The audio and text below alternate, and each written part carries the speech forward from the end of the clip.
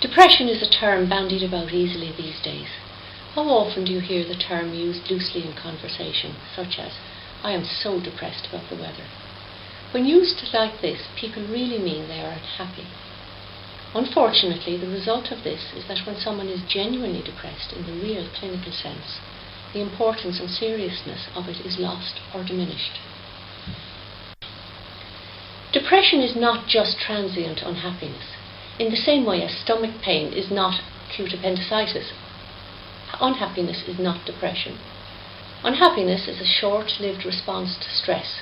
It is painful, unpleasant, but not depression. Depression is a sustained lowered mood for longer than 2 weeks. Depression has a specific set of symptoms which can be present in various. Clinical depression is much more common than people realise. A person suffering from depression frequently feels quite alone in their suffering. In fact, as many as 1 in 5 people suffer from a depression at some time in their lives that requires treatment. The tragedy is that unfortunately between 30 and 50% of depressions go undiagnosed, untreated, and suffering the consequences of the untreated depression. What makes the fact all the more poignant is that depression is a treatable condition with a good outlook in most people. Emotional symptoms are seen in clinical depression. These symptoms may not be all present and may vary in intensity. Sadness is a core symptom. It may be accompanied by irritability. This irritability frequently results in alienating friends and relatives, resulting in a deep sense of loneliness and isolation. Loss of motivation stops the person continuing with normal living. An unreasonable feeling of guilt is a common symptom resulting in self-blame. Hopelessness is another core symptom in depression. It can vary from mild negative attitude about the future to a more serious state of despair, seeing no hope and no wish to continue life. The depressed person then withdraws into himself, increasing the hopelessness and leading to suicidal thinking. Anxiety is a particularly distressing symptom of depression. Someone with anxiety may complain of shaking, breathlessness, weakness, and fainting. It is often very disabling and the person becomes unable to pursue his normal daily life. Depression can lead to a poor self-esteem, even in someone with a previous good self-esteem. The longer the depression lasts, the more the self-esteem is shattered, and it may take quite some time to rectify it, even when As well as emotional symptoms in depression, physical symptoms are present. The body slows down. Continuous fatigue or poor energy is a common complaint. The person just can't succeed in doing the normal things. Often this is more obvious in the morning and improves in the evening. When this results in the inability to keep going, it has a devastating effect on the social, academic and employment life of the person. Sleep is disturbed, leading to exhaustion and further increasing stress.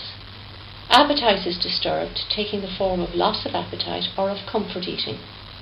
The sex drive or libido is lowered at an early stage in depression, and it is one of the last symptoms to improve on recovery. It is interesting that depressed people often complain of aches and pains. It is known that anxiety or depression can lead to a decreased tolerance for pain. Depression is caused by a combination of many factors. We know that there are chemical changes in the brain when depression is present. The neurotransmitters which are necessary for the connections in the brain are disrupted. Certain neurotransmitters such as serotonin, noradrenaline and dopamine are implicated. Rectifying this neurotransmitter disruption is the basis for antidepressant medication. One of the major risk factors in depression is stress, especially prolonged stress.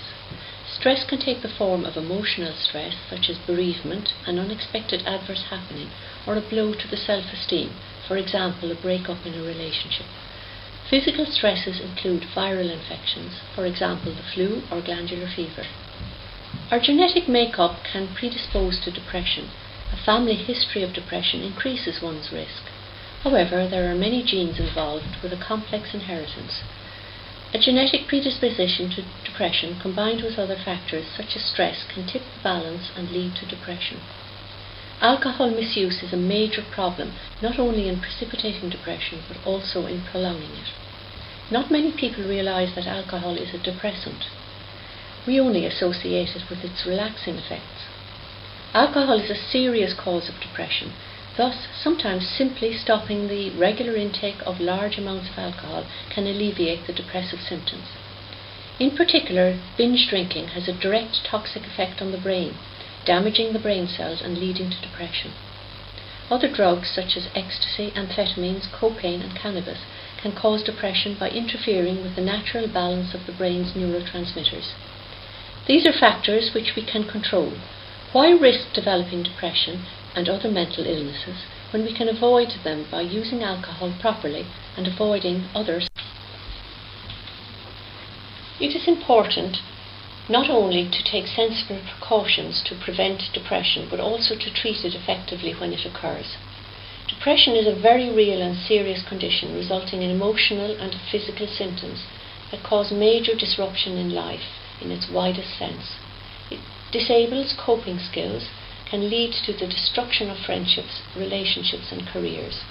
If ignored, it can become a vicious cycle of worsening depression and stress. So we need to recognise and treat it.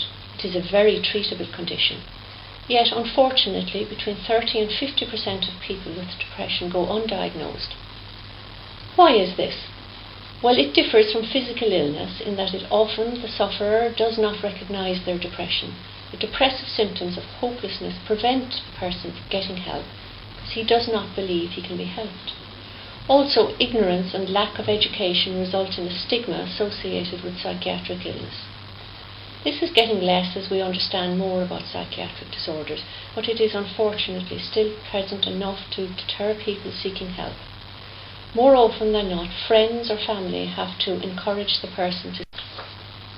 Sometimes help from a friend or relative is what makes the difference. You may suspect depression if you notice a personality change in someone. A previously sociable person may become self-isolated with a deterioration in friendships and avoiding social situations.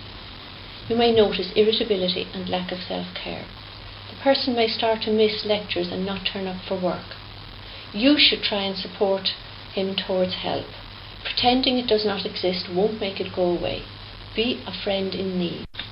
To defeat depression, treatment uses several complementary approaches which depend on the individual patient. These include psychological therapies, medication, relaxation and yoga, exercise and lifestyle. Psychological therapies are used to reduce stress by increasing coping strategies. Sometimes life changes are necessary. Your counselling service can help here. Learning health strategies such as relaxation gives control and self-confidence back to the person, who can then use these techniques lifelong, leading to a better health. Cognitive behavioural therapy is a very important psychological therapy, not only in helping a depressive episode, but also in preventing further relapses. It works by relearning positive pathways of thinking in place of the negative ones that have become a habit. Through counselling, we can learn new approaches in problem solving and also can explore unresolved past difficulties. All this strengthens the personality, helps cope with stress and thus reduces the risk of. Sometimes antidepressant medication is recommended as part of treatment. Medication works by adjusting the disordered neurotransmitters back towards normal. They are often recommended when physical symptoms are present, such as sleep or appetite disturbance. These medications work by enabling the brain to use its own transmitters more efficiently. Relaxation techniques and yoga are often used in reducing the effects of stress. Regular exercise is important for all health, and its importance in mental health is no different.